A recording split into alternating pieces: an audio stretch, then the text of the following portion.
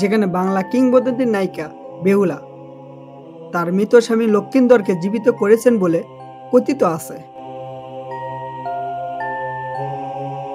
এক সময় এখানে থাকতেন এক তান্ত্রিক যোগী, যিনি অলৌকিক সাধনা করতেন এই নির্জন স্থানে। এখানে আছে সেই রহস্যময় কূপ, যার কথা শুনলে আজও মানুষ অবাক হয়।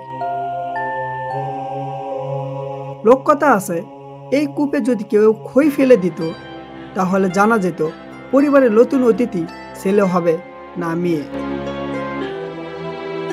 কেউ বলে এটা ছিল যোগীর অলৌকিক শক্তির ফল, আবার কেউ বলে এটা মানুষের বিশ্বাসের এক প্রতীক।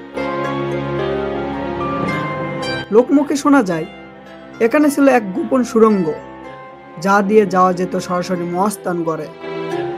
অনেকে বলে এই পথে যোগী তার ধ্যান মন্দিরে যেতেন। আবার কেউ কেউ বলে রাজা পরশুরাম মহাস্থানগড় থেকে সরাসরি আসতেন এই যোগীর ভবনে। আজ পর্যন্ত কেউ জানে না এই সুড়ঙ্গের শেষ কোথায়। বন্ধুরা, আমরা এই যোগীর ভবনে যা যা দেখার চেষ্টা করব, কোথায় আছে সেই রহস্যময় সুড়ঙ্গ, কোন কূপে পানি পান করে বেহুলা তার মৃত স্বামীকে জীবিত করেছিলেন, পরিশেষে আমরা এটাও জানার চেষ্টা করব এই যোগী ভবনে কিভাবে আসবেন, কত টাকা লাগতে পারে। বিস্তারিত ভিডিও নিয়ে আমি আসবো আপনাদের সাথে, যেটা জয়লানা। তাই সম্পূর্ণ ভিডিও দেখতে চোখ রাখুন তল্লাশি অভিযানে। দেখা হবে যোগীর ভবনে অভিযানে।